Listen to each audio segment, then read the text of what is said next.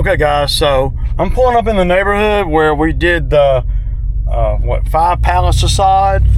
Let's see what that Bermuda's looking like. I bet it's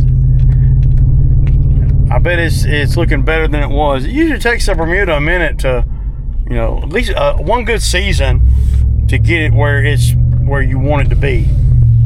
And you may have to bring a little sand in to smooth everything out and all that. But we're gonna see.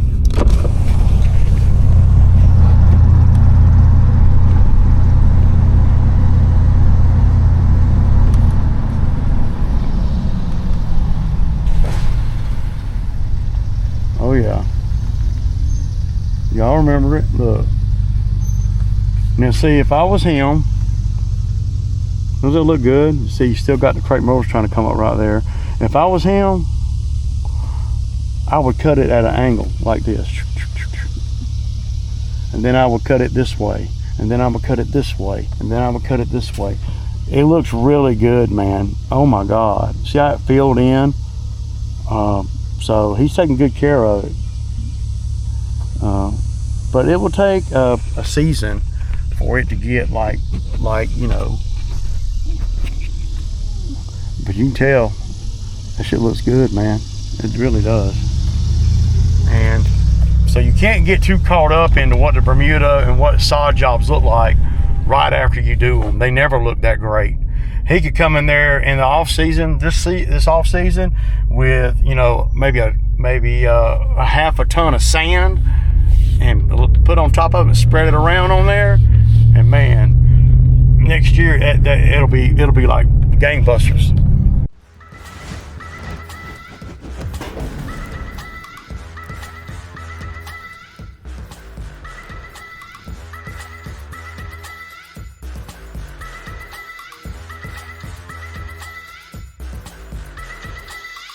I saw a video where, Irv over there at Urban Lawn Services, where him and his guy, they're running out of work.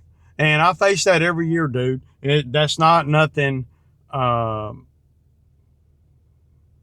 not nothing that most guys probably don't face if they're in it consistently. Especially if they got good work ethic and everything, where you're able to go out.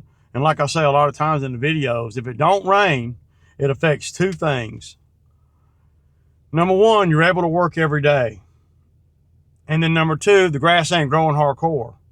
So you're hitting it on both ends. Now rain, if you get rain, it's just the opposite of that. If you get rain, then you can't work as much, right? And the grass is growing quicker. So, there's a balance there. And I always hit that wall every year, especially, every year, because usually by this time, y'all know when I bring a guy out here, I try to bring them out here in, April, May, somewhere around in there. And the reason that is to get them acquainted with the properties before we get to now. So then when we get to now, the work starts, the work is, we're super efficient, because by this point the new guy knows the properties, or my help, whoever that is, knows the properties. He knows what the expectations are on a lot of them, and he knows where I've sprayed at and stuff, and he knows what to do when you get out the truck. He's familiar with the equipment. He's familiar with everything at this point. And if he's not, then we're still better than we were in May. Even I've had guys out here, y'all know I've had guys like Bo out here, and though Bo's a good worker, Bo was so inconsistent, I would still run out of work when we get into this point. And I'm kind of, it's a good problem to have, like Ernest was saying. It is a good problem to have, I guess. I'm trying to think of some of the stuff that I have been through. There's been summers where I had 2 guys out here all summer, and then 3 guys out here for, you know, a couple weeks. I can remember back when before I even had more than 2 lawnmowers, where I was doing work by the hour for a rancher, and I had 4 guys out there, and we were clearing the fence line, and I was doing it by the hour. But you know, it wouldn't be well. It could be any time of the year because I didn't have enough lawn work. Once you get enough lawn maintenance work, then a lot of that other stuff you don't want to do. Well, number one is, you know, the lawn maintenance is a repetitive work, and it's repetitive money coming in, and that's really what I look for, and that's what I'm chasing all the time. This year, and the longer you're in business, the more, you know, you should be able to handle that, right? This year, I'll just tell you by the numbers. I can just only speak, and I'm always looking at the numbers. You got to. So this year, from at this point versus last year at this exact day, $13,000 more money this year than last year. And the expenses are $4,000 cheaper. So put that together, you're at $16,000 or $17,000 difference. Now, some people might say, well, that ain't nothing, Ray. That's a big deal. And this is a small outfit. I'm more proud of the expenses being less than the money being more, if that makes sense, because that's what smart people do. Well, they make the money and not spend it, and not have to spend it to get that money, if that makes sense. So, though I have had to go through some stuff. So like I was telling you guys earlier, I saw the video that Irv did where he's running out of work, and I face that every year. And then it's like, okay, if you get more work, then it's going to pour down raining. In my case, if I get more work, then the help quits, or they become so hard to work that I end up letting them go. One of the two usually happens. So I just try to make sure that my numbers are better this year than they were last year, and that's basically what I do. Now, if I had a guy that I was paying by the hour, and I've been paying him by the hour, and he does really good, and we're getting done with the work, and you know, and we're not working 40 hours, but at one time we were, then I will probably just give him, you know, as long as we're getting the work done, I'll probably just give him 40 hours a week.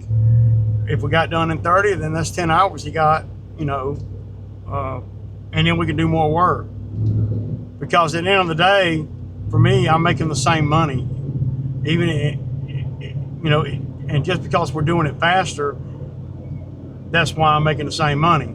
It's the same work, same money, it's just better time. And then what I can do, if I got a regular guy that's coming to work, that's doing all the things he's supposed to be doing, then what I can do is I can incorporate more work as needed. But I would make it where that guy gets the 40 hours no matter what.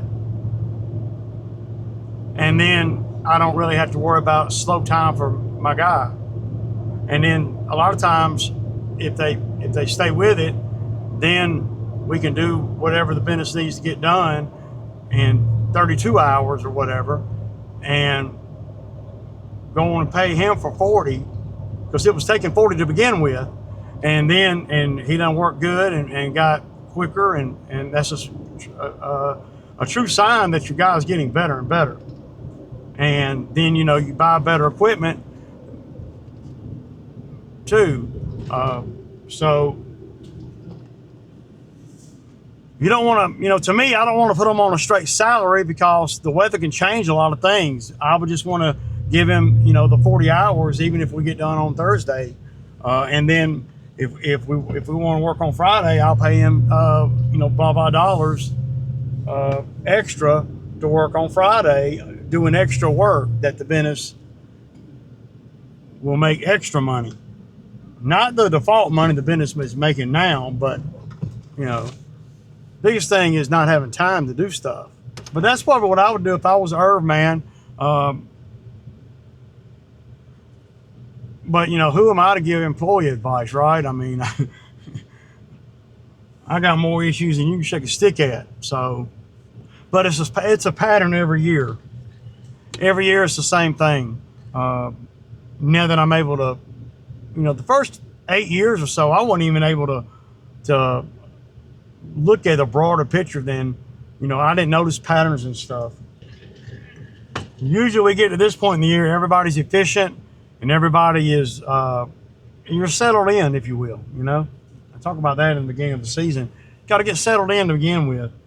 And once I settle in, then I start critiquing the routing, the density, and the efficiency on each job, trying to scratch and claw at the time, and little by little by little by little by little. And if I got the same guy out here, well, then he's picking up what I'm putting down at that point. And usually I will have the same guy out here to this point. It's after this point when things start getting a little hairy. Because, well, by this time, at this point in the season, it's hot. And guys that came out here in April, they may have had money problems or owe people money or, just needed a job. And then they get out here and then they make a few $1,000s. They get all their stuff paid for that they've been in debt with. They got mama off their back. They got daddy off their back. They finally paid granny back for the money that she gave them or whatever. And they get their cell phone situated. And then now they're getting a check on Friday and ain't nobody standing there with a hand out. And that's when you start running into problems. That's when guys stop coming to work. That's when guys just start acting stupid. Number one, they are not disciplined. Number two, they don't know how to hold on to a dollar. And then, it's hot out here, and it takes a certain individual to do this kind of work. And just FYI, I know there's a lot of people that, that might think different, but everybody's not disciplined with money. Some people can't hold a dollar. Now, Cam's a little bit better than most, but Cam's so young that I remember how I was rolling when I was that young. I was up all night. I mean, during the summer, oh my God, I was up all night, running the streets, chasing women or chasing girls, I guess. Yeah, and getting into all kinds of crazy stuff. So you can't not rest and everything and then come out here and work in this heat. A lot of times the guys that come out here, they end up getting let go because, right as soon as everything starts going good for them, their money is, they're paid everybody back. They got money coming in. They getting a little situated, and everything is going really good for them. And then they stop coming to work. They sabotage their own self, and then I get an attitude because I've spent the last 2 months training those guys to where they could actually make money and me make money with them out here. And by the time they start to grasp everything, their money catches up with them, and now they don't owe nobody, and now they're running the streets all night. And they wouldn't be running the streets all night; they didn't have no money. And that's the biggest catalyst that I see on employees out here acting stupid, is their inability to handle their money and their decision making, if you will. They make bad choices. I guess we all do, when we're younger.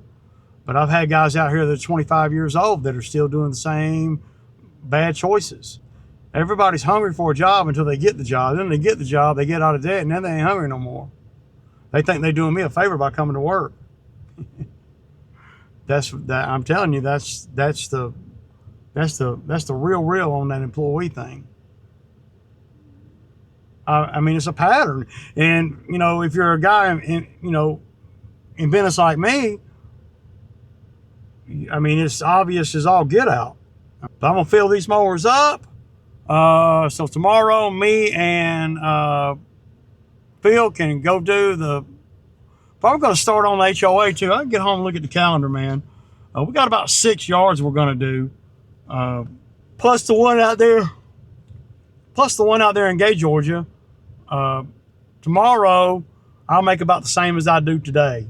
Probably around, maybe a little bit more tomorrow, but I got to pay Phil. So, and we're not going to be running the second truck either. I got to modify things a little bit, man, and that's going to take some doing because I'm going to have to move people's day around and stuff.